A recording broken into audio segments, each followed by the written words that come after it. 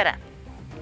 Selle hooaja viimases Brüsseli päevikus on loogiline teha kokkuvõtte aastast. Euroopa Liidu peamine algatus pandeemia ajal on mõistagi vaktsiinide tarne. Vaktsineerimise algus osutus läbikukkumiseks. Esmalt lootis Euroopa Komisjon AstraZeneca ettevõtte peale ja nüüd käib nendega kohut, kuid seejärel hakkas kõik sujuma. Euroopa Liit ei tunnistanud Sputnikut, aga kui teil on antikehad sealhulgas ka Sputnikust, siis te saate Euroopas reisida. Rohelist sertifikaadi jaoks sellest piisab. Brüsseli ebaõnnestumistest kirjutavad kõik, siinsest tööst aga vähesed. Üks näide. Töötukassa maksab 3. kuud kompensatsiooni pandeemia ajal kannatatud ettevõtete töötajatele. Märtsikuu jooksul sai 34 000 inimest keskmiselt 579 eurot. Mitte niisama iseenesest, vaid tänu Euroopa programmile SURE, mis andis meile soodustingimustel laenu 230 miljonit. Ilma Brüsselita oleksid 10 000 pered jäänud sellest rahast ilma.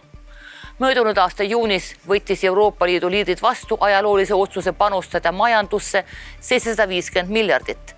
Sellest 390 on toetused, mis tähendab, et neid pole vaja tagastada.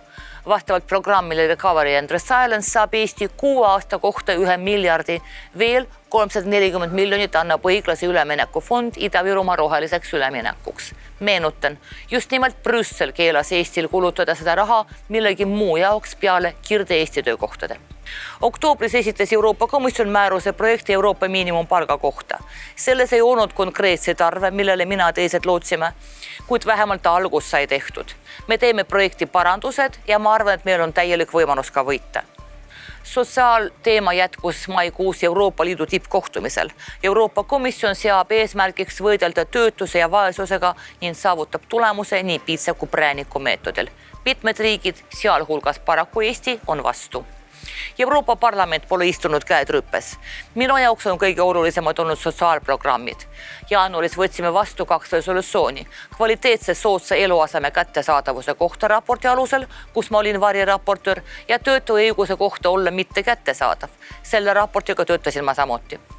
Praegu on mul muuhulgas töös õigus kollektiivhagile ja Euroopa Liidu farmaatsiastrateegia, sealhulgas oluliste ravimite patentide kaotamine. Jälgige uudiseid.